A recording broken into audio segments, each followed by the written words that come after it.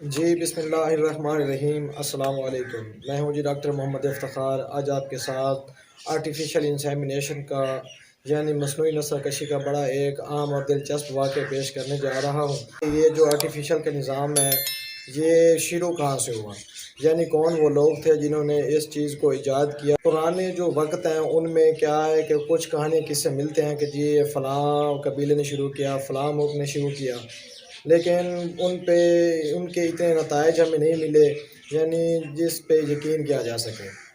لیکن جو سب سے جو مستند چیز ہے وہ جو ملتی ہے کتابوں سے، مصنوعی نسل کشی کا نظام ہے یہ عربیوں سے شروع ہوا۔ اس میں ایک یہ کہانی ہے کہ ایک گھوڑے نے جب ایک گھوڑی کو کراس کیا تو دیکھنے والے ایک شخص نے کیا، گھوڑی کی جو بچہ دانی تھی اس میں کسی اسفنج یا روئی کی مدد سے جو سیمن تھا یا سپرم تھے وہ اس نے حاصل کر کے اور دوسری جو گھوڑی ہے اس کی بچہ دانی میں وہ اس میں رکھ دیا۔ اس سے کیا ہوا کہ دونوں گھوڑیاں جو تھیں وہ حاملہ ہو گئی۔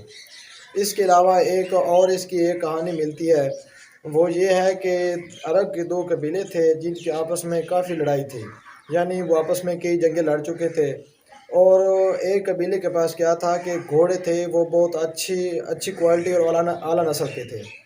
دوسرے قبیلے والوں نے سوچا کہ کیسے ان کے گھوڑوں سے اپنی جو گھوڑیاں ہیں وہ کراس کرائی جائیں اور اچھی نسل بنائی جائے۔ اس میں انہوں نے کیا کیا کہ جب رات ہوئی انہوں نے ایک گھوڑے کی سلیکشن کی جو ان کو پسند تھا، اس سے انہوں نے گھوڑے کو اشتعال دلا کر جو سیمن تھا وہ کلیکٹ کیا، اور آ کر جو ان کی اپنی گھوڑی تھی اس میں کسی اسفنج یا روئی کی مدد سے وہ گھوڑی کی جو بچہ دانی تھی اس میں منتقل کر دیا۔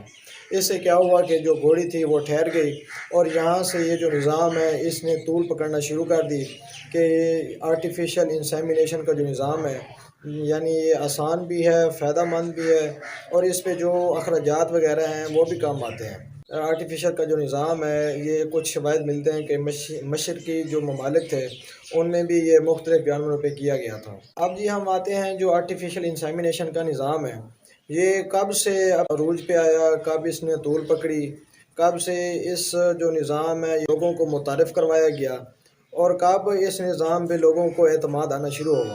1980 کی دہائی میں یہ نظام ہمارے یہاں متعارف ہوا، اور اس کے بعد روز بروز اس پہ جتنا کام ہوتا گیا، اور آج یہ جو نظام ہے آرٹیفیشل انسیمینیشن کا وہ تقریباً پوری دنیا کو 70 سے 80% جو ہے وہ گھیرے ہوئے ہے۔ جی یہ جو آرٹیفیشل کا نظام ہے اس میں جو دو نام ہیں وہ جنہوں نے پچھلے زمانوں میں اس پہ بہت بے لوث کام کیا، جن میں دو نام شامل ہیں، ایک لیوناک اور جو دوسرا ہے ان کے شاگرد تھے جن کا نام جان ہیم تھا۔ یہ دو لوگ ایسے تھے جنہوں نے آرٹیفیشل انسیمینیشن کے نظام کو شروع میں متعارف کروایا۔